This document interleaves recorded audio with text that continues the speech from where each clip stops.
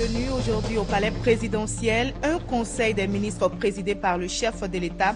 Les premiers résultats du 4e recensement général de la population ont été donnés. La Côte d'Ivoire compte 23 millions d'habitants. Les prix des passages sur le pont Henri Konan Bédié sont connus depuis ce mardi. Les tarifs sont fixés à 500 francs CFA par passage pour les véhicules personnels, 1500 pour les véhicules de transport et 3000 francs CFA pour les poids lourds.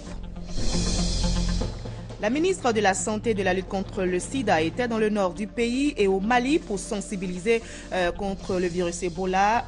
Raymond Goudou-Kofi a exhorté les populations à respecter les mesures de prévention. Plus que 2 jours pour célébrer la fête de Noël. Cette fête chrétienne a une histoire. Elle est marquée également par des symboles, notamment le sapin, les cadeaux et la couronne de l'Avent. Bonsoir à tous, bienvenue dans le 20h sur RTI 1. Direction tout de suite le palais présidentiel où s'est tenu aujourd'hui un conseil des ministres présidé par le chef de l'État. Les premiers résultats du 4e recensement général de la population ont été donnés lors de ce conseil. La Côte d'Ivoire compte 23 millions d'habitants selon ce recensement. On fait le point avec notre reporter Viviane Aïmé. Ce dernier conseil des ministres de l'année 2014 a dressé le bilan de l'action gouvernementale dans plusieurs secteurs de l'activité économique avec en premier lieu la présentation des premiers résultats du 4e recensement général de la population et de l'habitat lancé au mois de mars 2014. La population en Côte d'Ivoire s'élève officiellement aujourd'hui à 23 millions d'habitants, dont un pourcentage élevé de population urbaine, presque égal au pourcentage de population rurale. Les hommes sont encore en nombre supérieur aux femmes. Les non-nationaux représentent presque le tiers de la population. À fin décembre 2014, nous sommes exactement 23 millions d'habitants en Côte d'Ivoire. Sur ces 23 millions d'habitants, 49,7% exactement vivent en zone urbaine et la différence, 50,3% en zone rurale. Notre population comprend 51,7% d'hommes contre 48,3% de femmes. Et dans cette population, on dénombre 75,8% d'Ivoiriens, soit 17 172 995 Ivoiriens, et 5 491 972 personnes de nationalité étrangère, soit 24,2% de la population. Donc la Côte d'Ivoire continue d'être un gros pays d'immigration, un pays qui attire des personnes venant d'autres pays. Pour l'essentiel, c'est des pays de la sous-région. S'agissant des différents bilans de l'action gouvernementale au terme de 2014, le Conseil des ministres a fait l'état du niveau d'endettement actuel de la Côte d'Ivoire. Le pays est-il surendetté du fait des nombreuses réalisations entreprises par le gouvernement? À la date d'aujourd'hui, nous sommes à un endettement qui est de 7 804 milliards de francs CFA. Nous sommes à 45,8% de taux d'endettement, donc du ratio dette sur PIB, qui est un ratio extrêmement important. C'est celui que tout le monde regarde principalement. Ce ratio, en 2011, il était à 72,6%. Pour vous dire comment aujourd'hui ce ratio a baissé, donc fortement baissé, et comment il est suivi. Comment il est suivi de façon très attentionnée par le gouvernement pour faire en sorte justement que nous ne retombons plus dans les erreurs du passé. Je dois dire aussi que le seuil de convergence au niveau de l'UMOA concernant ce ratio est de 70%. Donc on peut considérer que jusqu'à 70%, on est dans les normes. Toujours au chapitre des bilans, les revenus distribués aux paysans au cours de l'année 2014 dans la filière cacao ont connu une nette augmentation, 1309 milliards de francs contre 1041 milliards de francs en 2013. Dans la filière café, Si les revenus paysans ont connu une augmentation, ils vont connaître en cette fin d'année une nouvelle ascension avec le nouveau prix fixé à 650 francs le kilogramme de café séché, décortiqué et trié pour la campagne 2014-2015 qui s'ouvre fin décembre. Un bilan des activités du secteur minier, à l'exception des produits pétroliers, révèle le dynamisme de ce secteur. En effet, en l'espace de 2 années, 300 milliards de francs de revenus ont pu être tirés de ce secteur. L'année 2014 s'achève dans quelques jours. C'est l'heure donc du bilan pour de nombreuses structures. Notre reporter jette un regard du côté de l'Assemblée nationale. Qu'est-ce qui a bien pu marquer la vie du Parlement ivoirien durant l'année 2014? Rappelons le thème parlementaire de l'année 2014, conscience nationale, consensus national, décryptage avec Léon Pro. 2014, troisième année de la législature Soro, abondante. 4 sessions, dont 2 extraordinaires tenues pour examiner au total 63 textes de loi. Seul un, le projet de loi portant statut des greffiers, renvoyé pour examen en commission. Sur les 62 définitivement adoptés par les députés, se trouvent 37 lois ordinaires d'ordre social, culturel, politique et économique, la couverture maladie universelle, le statut des rois et chefs traditionnels, la réforme de la commission électorale indépendante et la loi de finances 2015 fixant pour la première fois le budget de l'État à plus de 5 000 milliards de francs CFA constituent quelques-uns de ces textes. À ces lois s'ajoutent 10 ratifications d'ordonnances dans le domaine économique notamment et 15 lois pour le repositionnement de la Côte d'Ivoire sur l'échiquier international. Toujours dans ce domaine diplomatique, le Parlement ivoirien a reçu des institutions sœurs, dont l'Assemblée nationale de la République française. Il a aussi conduit, à travers son chef Guillaume Soro, des missions auprès d'autres parlements et participé à des rencontres internationales au Canada, en Turquie, au Maroc, aux Comores, pour ne citer que ces pays. Le chapitre du renforcement des capacités des députés et personnels parlementaires a été aussi fourni avec au moins 10 formations au cours de cette année 2014 qui s'achève. Idem pour les activités de promotion du genre avec le caucus des femmes députées. Un autre événement a marqué l'année 2014, c'est l'inauguration du pont Henri-Konan Bédié. Eh bien, depuis cet après-midi, les prix des passages sur ce pont sont connus. Les tarifs sont fixés à 500 francs CFA par passage pour les véhicules personnels, 1500 pour les véhicules de transport et 3000 francs CFA pour les poids lourds. Le témoignage de Francis Boifo. Le passage des véhicules et autres engins sur le pont Henri-Konan Bédié sera payant à partir du 2 janvier prochain. C'est le ministre des Infrastructures économiques qui l'annonce. Pour les véhicules de tourisme, par passage, un passage, c'est donc d'un point à l'autre du pont. C'est 500 francs CFA. Pour les camions, les cars, 1500 francs le passage. Pour les poids lourds, 3000 francs le passage. 3 procédures s'offrent aux usagers pour le règlement à la caisse. La première façon de payer, c'est de venir au péage et de payer en espèces pour que la barrière se lève. La deuxième façon de payer, c'est de payer par télécarte. C'est des badges que vous achetez et que vous avez la possibilité donc de mettre sur votre pare-brise. Et quand vous êtes en approche de l'entrée du péage, il y a un système donc numérique qui lit directement le code inscrit sur la carte et la barrière s'ouvre. La troisième manière de payer, c'est par le téléphone mobile. C'est là une technologie révolutionnaire. C'est donc un logiciel qui est développé donc en accord avec le concessionnaire et donc les sociétés mobiles et qui permet de faire une recharge comme on le fait en transfert d'argent. Et lorsque vous êtes, je dirais, au niveau du péage, au lieu de donner de l'argent, vous faites le code, vous mettez il y a une petite chanson, vous mettez ça et vous passez. Inauguré le 16 décembre dernier, le pont Henri-Konan Bédié est le fruit d'un partenariat public-privé. Ce pont est géré par la société concessionnaire dans laquelle l'État est actionnaire à 30%. Et le pont Henri Konan Bédié complète à 3 les ponts réalisés en Côte d'Ivoire. Ces ponts ont une histoire. La radiodiffusion télévision ivoirienne veut informer les Ivoiriens sur l'histoire de ces ponts à travers une exposition photo. L'événement va durer 1 mois. La cérémonie de lancement a eu lieu aujourd'hui à la Maison de la Télévision à Cocody.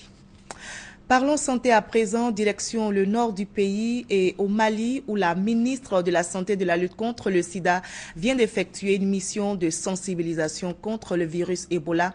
La ministre Raymond Goudou Kofi a fait escale à Tengrela, Pogo, Laré, Laraba et Wangolodougou pour exhorter les populations à respecter les mesures de prévention contre le virus qui a tué à ce jour plus de 7000 personnes. Le reportage de Kwadjo Kwame Jean de Dieu. Après les localités frontalières du Libéria et de la Guinée, 2 pays touchés par le virus Ebola, le ministre de la Santé et de la lutte contre le sida a visité les villes de Tengrela, de Pogo et de Wangolodougou, localités faisant frontière avec le Mali, dernier pays touché par Ebola. Dans les postes frontaliers, Raymond Goudou Kofi est allé se rendre compte de l'existence du dispositif sanitaire mis en place dans le cadre de la lutte contre Ebola. S'adressant aux populations des localités visitées, le ministre a remercié celles-ci pour avoir appliqué à la lettre les mesures de prévention arrêtées par le gouvernement ivoirien. Elle a engagé les autorités administratives, politiques, sanitaires et coutumières à continuer la sensibilisation. À Zégoua, au Mali, le ministre a apporté un message de soutien du gouvernement ivoirien au peuple malien, tout en soulignant que les frontières entre les 2 pays restent toujours ouvertes. Goudou Kofi a relevé le comportement anormal des taxi-motos à ces frontières. Ces derniers traversent les frontières avec des passagers en empruntant des pistes qui échappent au contrôle des forces de l'ordre et au contrôle des autorités sanitaires. Vos enfants qui ont les taxi-motos, là, il faut bien les parler. Ils vont prendre les pistes là, ils savent que le gouvernement a dit de ne pas faire ça. Mais ils vont quand même. Ils prennent les gens qui traversent la frontière. On ne sait pas s'il est malade ou s'il n'est pas malade, ils prennent. Et puis ils arrivent en ville et puis ils se promènent avec. Mais sur le trajet là, le danger de cette maladie là, c'est quoi? C'est que dès que tu as touché la personne, toutes les personnes que tu vas toucher sur ta route, que tu vas rencontrer, toutes ces personnes là sont contaminées. Le ministre de la Santé et de la lutte contre le sida s'est également rendu à Laré-Laba, à la frontière du Burkina Faso, pour échanger avec les populations. Elle a exhorté les populations à signaler la présence de personnes suspectes venant de ces 3 pays contaminés par Ebola. Pour renforcer la sensibilisation et la communication, un véhicule de type 4x4 a été remis aux autorités sanitaires locales. La police nationale de Côte d'Ivoire dispose pour la première fois d'un hélicoptère. C'est un geste du Conseil national de sécurité en vue d'accroître les capacités de mobilité de la police nationale sur l'ensemble du territoire. Les clés de l'appareil neuf de 10 places ont été réceptionnées par le ministre d'État, ministre de l'Intérieur et de la Sécurité, nous explique Abou Sanogo. La police nationale de Côte d'Ivoire a désormais son premier hélicoptère. C'est un appareil neuf de marque Dauphin de 10 places. Il va permettre à la police nationale de faire son travail dans les airs et sur l'ensemble du territoire. En somme, accroître sa capacité de mobilité. Son acquisition répond au souci du président de la République Alassane Ouattara de renforcer les capacités opérationnelles de la police nationale. Un don du Conseil national de sécurité qui s'inscrit dans le cadre de la réforme du système de sécurité en Côte d'Ivoire. L'efficacité de nos forces de sécurité ne se mesure pas seulement au plan de ses effectifs, mais aussi par l'organisation, les équipements, l'entraînement et les capacités opérationnelles. Le ministre d'État, ministre de l'Intérieur et de la Sécurité, Ahmed Bakayoko, a demandé aux forces de police d'en faire un bon usage en synergie avec les forces de la gendarmerie nationale et des forces républicaines de Côte d'Ivoire. Il a également invité la police à redoubler d'ardeur dans la sécurisation des biens et des personnes sur l'ensemble du territoire national. C'est un outil de la Côte d'Ivoire. Je souhaiterais que dans l'utilisation, nos forces travaillent en bonne intelligence et en toute synergie.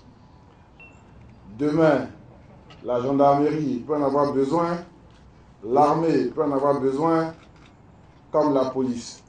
Le ministre d'État Ahmed Bakayoko a également informé les fonctionnaires de police que l'enveloppe budgétaire allouée pour le règlement des baux de la police a été doublée par le président de la République.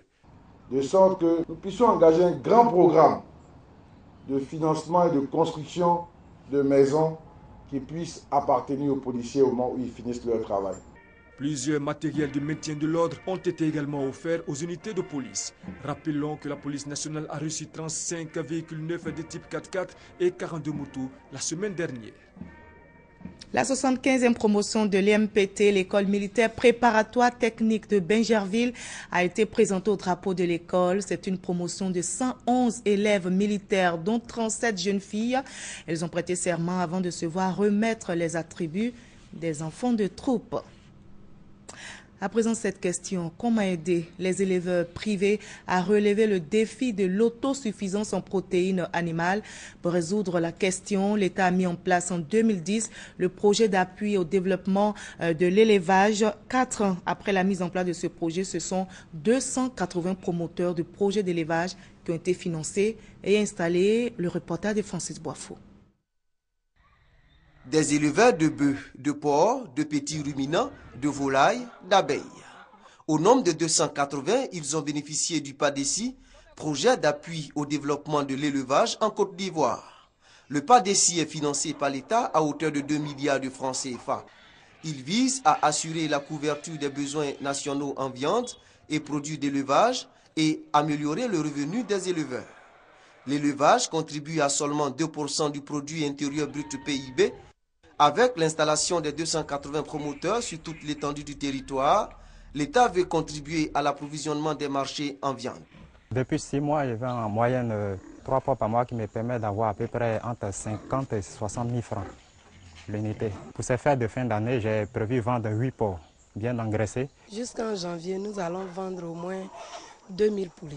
Certains éleveurs saluent la mise en place du PADECI, surtout avec la mesure gouvernementale interdisant la consommation de la viande de brousse à cause de la menace de la fièvre hémorragique à virus Ebola. Depuis qu'il y a Ebola, les restaurateurs viennent pour payer cabri, un petit mouton pour essayer de briser et puis servir leur restaurant. Je vends 4 cabris et 3 moutons par semaine. Satisfait la demande croissante des populations en protéines animales, le projet d'appui au développement de l'élevage en Côte d'Ivoire devrait, avec l'apport des élevages privés, répondre à la problématique. L'année prochaine, nous comptons mettre 20 000 poulets de chair sur le marché et 300 tonnes de viande bovine pour les fêtes de Tabaski. Nous comptons livrer autour de 500 béliers à travers tous nos élevages. Autre défi à relever par les responsables du PADECI, satisfaire le fort taux de demande de promoteurs. Notre souhait est que l'État mette à notre disposition un fonds que nous mettons à disposition des éleveurs. Et ce fonds, il est remboursé. Et ce même fonds va servir à réinstaller d'autres éleveurs. Le coût du projet, 6 milliards sur 3 ans renouvelables. La mise en place de ce fonds est très attendue par les promoteurs, surtout les agro-éleveurs, des jeunes diplômés des centres de formation en élevage et des sans-emploi. 969 journalistes professionnels de la communication ont reçu leur carte. Ces cartes leur ont été remises hier par la commission paritaire d'attribution de la carte d'identité des journalistes professionnels de la communication, et la distribution s'est faite en présence de la ministre de la Communication, Afoussiata Bamalamine. Enza Diomandé est directeur d'une radio de proximité. Il vient de recevoir sa carte professionnelle de la communication. Je suis heureux parce que je suis un directeur de radio, mais j'ai commencé par la presse écrite. Ça fait bientôt 15 ans que je suis journaliste. Tout comme Enza Diomandé, nombreux sont les professionnels de la communication, des journalistes et autres professionnels des médias à avoir aussi reçu leur carte. Je suis très heureuse de recevoir cette carte. Comme l'a dit notre porte-parole, c'est la reconnaissance du travail. Lorsque la profession, c'est-à-dire l'organisation professionnelle instituée, reconnaît du mérite à des professionnels, il n'y a plus rien à dire. La commission paritaire d'attribution de la carte d'identité des professionnels des médias a pour cette édition 2014-2015 permis à 969 journalistes et professionnels de la communication d'obtenir leur carte. Comme tous les ans, comme le texte l'indique, notre règlement intérieur le dit, quand on a fini nos travaux, nous organisons une cérémonie solennelle au cours de laquelle nous invitons tout le monde pour leur remettre solennellement les cartes que nous avons imprimées. Les travaux durent en général 2 à 3 mois, mais pendant les 2 à 3 mois, nous travaillons très durement. Une séance de travail peut nous prendre 5 heures, ne serait-ce que pour travailler sur les cartes. Sur 1083 dossiers réceptionnés, 969 ont reçu un avis favorable, pendant que 114 ont été rejetés pour documents incomplets. Reportage réalisé par Félix Amani et Grace Kando et ajouté à ce reportage ce communiqué de presse de la commission paritaire d'attribution de la carte. La commission paritaire de la carte d'identité des journalistes professionnels et de professionnels de la communication invite les journalistes et professionnels des médias à procéder au retrait de leur carte de journalistes professionnels ou de professionnels de la communication à compter du mercredi 23 décembre 2014 auprès de son secrétariat permanent 6 à la cité administrative, Tour C, 17e étage, porte 28. Plus que 2 jours pour célébrer la fête de Noël. Cette fête chrétienne a une histoire. Elle est marquée également par des symboles, notamment le sapin, les cadeaux et la couronne de l'Avent. Tous ces symboles ont un sens. Voyons cela dans ce reportage signé Ami Sissoko. Noël, célébré chaque 25 décembre par les chrétiens, marque la naissance de Jésus-Christ. Cette célébration s'accompagne des symboles qui la caractérisent. On peut citer la couronne de l'Avent, les cadeaux, le sapin. Le sapin, appelé aussi arbre de Noël, représente l'arbre du paradis, synonyme de la vie et de l'enfantement. Il est généralement décoré avec des guirlandes et des boules et une étoile au sommet. L'étoile, pour rappeler aux chrétiens l'étoile de Bethléem qui a guidé les rois mages vers le lieu de naissance de l'enfant Jésus. Les boules représentent les pommes, le fruit défendu. Les bougies et les guirlandes symbolisent la lumière. La couronne de l'Avent accrochée sur les portes, c'est un signe qui rappelle aux chrétiens le retour de Jésus-Christ. À chaque célébration de Noël, les familles s'activent pour la décoration de les maisons. Je suis venue pour acheter la déco pour décorer la maison. Vu que c'est Noël, c'est la naissance de Jésus et aussi c'est la fête des enfants. Et comme je suis avec mon bébé, c'est son premier Noël. Donc on va essayer de rendre la maison beaucoup plus gaie. Quand je vois ces guirlandes, je suis contente, je sens la fête. C'est pour décorer mon salon, mettre ça sur un sapin. Quand les enfants voient ça, ils sont contents. L'autre symbole de Noël, les cadeaux. Ils symbolisent les offrandes des bergers et des mages venus adorer l'enfant Jésus. Comme le veut donc la tradition, chaque enfant attend un présent le jour de Noël. Je visite le magasin pour voir quel cadeau je peux bien trouver pour ma fille. Et là, elle m'a conduit dans le rayon des pianos et j'essaie de voir si je peux lui faire plaisir. On est venu regarder des jouets pour que nos parents puissent venir demain acheter quelque chose ici pour nous. Moi, je voudrais un vélo. Quand il n'y a pas de cadeau, les enfants sont tristes. Il faut forcément un cadeau. Puisqu'il y a les voisins, il y a les voisines qui sont à côté, les enfants les cadeaux, et puis toi ton enfant n'a pas de cadeaux. Le sapin, la couronne de l'Avent, les cadeaux, le tout agrémenté par la légende du Père Noël. Il est apparu au 19e siècle aux États-Unis. Autant de représentations qui donnent à la fête de Noël toute sa saveur. Et pour cette fête de Noël, le Rassemblement des Républicains donne du sourire à plusieurs enfants avec des présents. 300 enfants ont reçu des dons dans la commune d'Abobo. Le reportage d'Amza Diaby.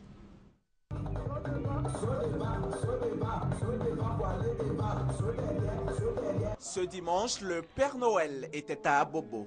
Amadou Soumaoro, le secrétaire général par intérim du Rassemblement des Républicains, est venu au nom de son parti offrir du bonheur à 300 enfants de cette commune martyre. Pendant notre long et difficile combat, Abobo a souffert, Abobo a payé du prix pour aujourd'hui la victoire de notre parti. Il est donc normal que nous soyons désormais auprès de nos parents, auprès de nos militants, pour leur dire que nous ne les avons pas oubliés, que le chef de l'État pense à eux et que désormais, nous serons à leur côté pour traduire cela dans les actes et dans les faits. Nous sommes là aujourd'hui dans le cadre de partage de solidarité avec nos enfants d'Abobo et sans oublier aussi les parents qui ont beaucoup souffert pendant la crise et dit qu'on ne les a pas oubliés, ils sont toujours dans nos cœurs et nous serons dorénavant à leur côté.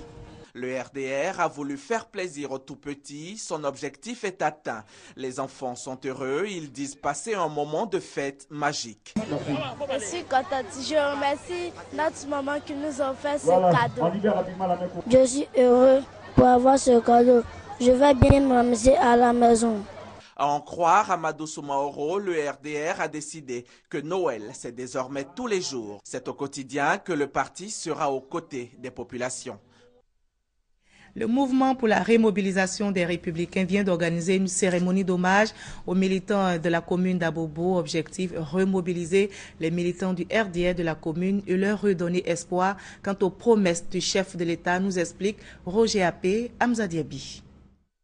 Mouvement pour la remobilisation des Républicains, le MRDR, poursuit ses actions de sensibilisation et de remobilisation sur le terrain. Des actions menées en faveur des militants du RDR sans emploi. Ces hommes et femmes, déçus et frustrés de cette situation, ont été honorés au cours de cette cérémonie. Le MRDR leur demande de garder espoir. Le président Alassane Ouattara tiendra sa promesse de donner du travail à la jeunesse ivoirienne. Je voudrais ici profiter de cette occasion pour lancer un vibrant hommage à toutes ces populations d'Abobo qui restent la commune martyre, leur dire que le président Alassane Dramane Ouattara ne les a pas oubliés et que le président Ouattara, dans son programme de société, a pris en compte l'aspect social des Ivoiriens.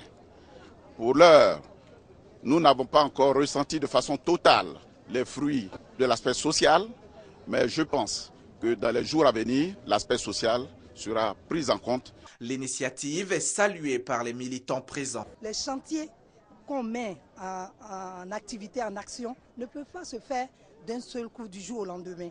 Il faut du temps. Au cours de cette cérémonie d'hommage, 7 nouveaux coordonnateurs du MRDR d'Abobo ont été investis par le président du mouvement pour la remobilisation des Républicains, Dominique Adjé. Leur mission, faire du porte-à-porte pour sensibiliser les militants de leur commune, avec en ligne de mire la réélection du président Alassane Ouattara à la présidentielle de 2015. Quel environnement et quelle orientation du développement durable pour l'émergence en 2020 des acteurs professionnels de l'environnement, de la salubrité, de la forêt, du climat viennent de plancher sur ce thème. Objectif, faire un inventaire de la situation environnementale de la Côte d'Ivoire en vue de faire de meilleures propositions à la direction du parti, c'est-à-dire le RDR. Ben Touré, Hamza Diaby. Les chiffres sont alarmants. Près d'un quart des maladies et décès dans le monde sont imputables à des facteurs environnementaux selon l'OMS, l'Organisation mondiale de la santé. En Côte d'Ivoire, 2 millions de tonnes d'ordures sont produites chaque année et la moitié dans le seul district d'Abidjan. Quoi d'autre mieux que le développement durable pour créer la riposte? C'est cette question qui a été au centre d'une réflexion initiée par le secrétariat national du RDR en charge de l'environnement et du développement durable. Plusieurs recommandations ont été faites. Elles seront transmises à la direction du parti pour ensuite être remises au chef de l'État. Ces propositions ont attrait à la gestion des déchets, à l'applicabilité du nouveau code forestier. Et les propositions doivent être faites aussi dans l'implication de l'émergence pour 2020 avec une durabilité certaine. Pour atteindre ce cap en 2020, il faut un autre type d'Ivoirien. Nous devons faire des efforts pour rentrer dans l'émergence avec des habits neufs, c'est-à-dire avec un environnement propre. Que chaque Ivoirien soit conscient que son environnement est important pour lui et pour son voisin. Des acteurs et professionnels sensibles à la notion de développement durable ont également pris part aux échanges. Vous êtes sans ignorer la problématique d'interdiction des sachets plastiques qui est en cours actuellement.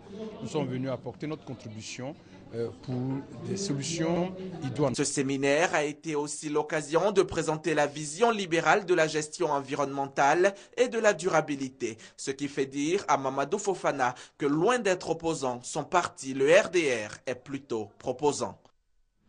La Côte d'Ivoire et la Turquie renforcent leurs relations. Le ministre d'État, ministre des Affaires étrangères, était justement dans le pays pour partager l'expérience de la Côte d'Ivoire, notamment dans les domaines de la sécurité et de l'économie, nous explique Eric Goury. Lors de son séjour en Turquie, Chalkofi Dibi, ministre d'État, ministre des Affaires étrangères, a rencontré le président turc Recep Tayyip Erdogan, à qui il a remis un message du président ivoirien. Le président turc, quant à lui, s'est dit impressionné par le progrès rapide que connaît la Côte d'Ivoire grâce au président Alassane Ouattara et son gouvernement. Une séance de travail a réuni sur une même table le ministre d'État et son homologue des Affaires étrangères turc. La rencontre a été marquée par la signature de mémorandums d'entente. Les deux ministres ont convenu d'œuvrer au renforcement des relations ivoiro-turques par la mise en place d'un cadre juridique, notamment une signature d'un accord portant création de la grande commission mixte de coopération entre la République de Côte d'Ivoire et la République de Turquie. Nous nous réjouissons de la convergence de vues que nous avons sur l'ensemble de ces questions, qu'il s'agisse de questions de renforcement de nos relations bilatérales ou bien sur les questions de prise de position sur des questions au niveau multilatéral. La Côte d'Ivoire envisage et la Côte d'Ivoire souhaite approfondir ses relations, que ce soit les relations diplomatiques, que ce soit les relations... D'ailleurs, les deux accords que nous venons de signer viennent conforter, je dirais, l'aspect juridique de nos prises de position sur des questions touchant les intérêts de nos deux pays. C'est en 2013 que la Côte d'Ivoire a ouvert son ambassade en République turque. Voilà, c'est ici que l'on s'arrête pour ce 20h. Mais ne décrochez surtout pas. Juste après ce journal, vous aurez une émission. Lassine Fofana reçoit le ministre d'État, ministre du Plan et du Développement, Mabri Touakeus. Il sera question des enjeux et des stratégies dans la planification du développement de la Côte d'Ivoire. Le ministre parlera bien sûr des résultats du recensement général de la population et de l'habitat. Merci à vous tous de votre attention.